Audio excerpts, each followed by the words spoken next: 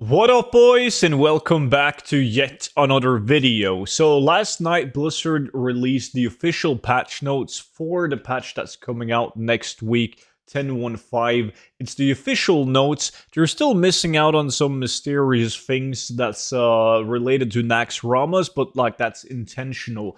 We did, however, get some new information out of these official patch notes that could make you a lot of gold, and you should prepare yourself for the patch. Now, before we dive into all the new information, if you haven't already, you can always check out the 0 to 10 million gold guide. You get it for 50% off using the discount code Dragonflight, and it's over 180 pages long with the best methods and tactics that I personally use in order to achieve multiple gold caps. Even better, it's an ebook, like a PDF format, so it comes with a lifetime of free updates, which means that whenever there's a new patch or a new expansion, I just update the same book and I send the updated version to your mail for free for life. Now, if you're interested in that, it's going to be linked down below in the description together with the VIP Discord. Now, we're gonna pop up the notes on the screen, and obviously we're only gonna be looking at the gold making related stuff, right? So we're going down to professions right here, and we have already talked about the majority of the profession changes. Right now, if you've completed the quest, the Gordak Ogre suit, you can now get the recipe for it with classic tailoring or leatherworking skill at 275. You just got to talk to Nuts inside of Dire Mole. Now, this one is very interesting. We knew that these would come back, but not exactly how they would come back. But pretty much the True Silver Champion, the Shatterer, the Masterwork Stormhammer can be purchased from an NPC in the game in Ironforge after completing the quest line, right? So he takes place right where I'm at, in the middle of Ironforge at the Great Forge, and he's standing by this great anvil right here. So you'll be able to interact with him and just purchase these plants. So we advise everyone to do that ASAP.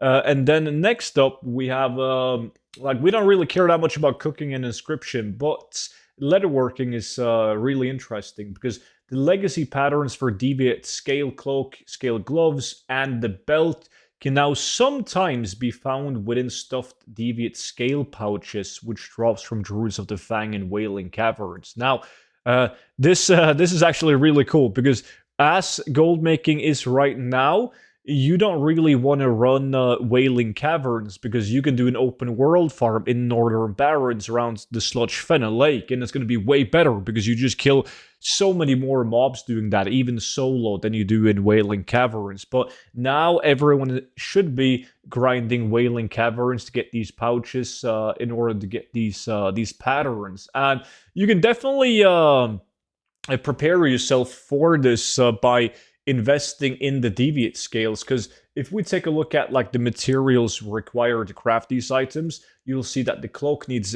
deviate scales, the gloves needs perfect deviate scale and deviate scale, and the belt needs 10 of each. So naturally they should go up in value, though. I'm guilty of purchasing most of them. So I didn't pay that much. I paid 2 gold average for the scales, and then I paid 6 gold average for the perfect scales. But there's close to none on the entire EU and NA. So you can, if they're up for a relatively good price on your realm, you can buy them. You can also go into Wailing Caverns and prepare yourself by farming for these scales. So it should be a really decent way of making gold. However, when the patch is out, though, eventually they're bound to go down in value because everyone's going to be running it to acquire these patterns. Then we also have the next one, which we kind of knew already, but the legacy patterns for Girl of Insight, Mongoose Boots, Swift Flight Bracers, Chromatic Cloak, Hide of the Wild, Shifting Cloak. I updated all of this into the gold guide a while ago. When the PTR build went live, but they can instead of just saying that they're from Dire Mole, now we know specifically how to get them, and they can sometimes be found within not Timberjack's case for players who acquire the Doc Shackle key within Dire Maul. Now, if you don't know how this works, like this, it's very easily explained. Like right here in if you just go to WoW and you search up the box in the comments section, Nut can be found in Dire Maul North. Like there's West, East, and North. You want to go to the North entrance. And he's found near the third Uger Guard Slipkick and requires the Gordok Shackle key to be freed, and he will leave you his cash. So it's super easy. You just kill all of the Ugers in the dungeon. If you're lucky, he's going to drop the key. You use the key to free this NPC, and by doing so, he's going to leave a box on the ground, and that box has a chance of containing these patterns. Now, the last thing that I want to talk about with the patch notes was actually the interview that was done with Ion, and it's in regards of the tier 3 transmog, right?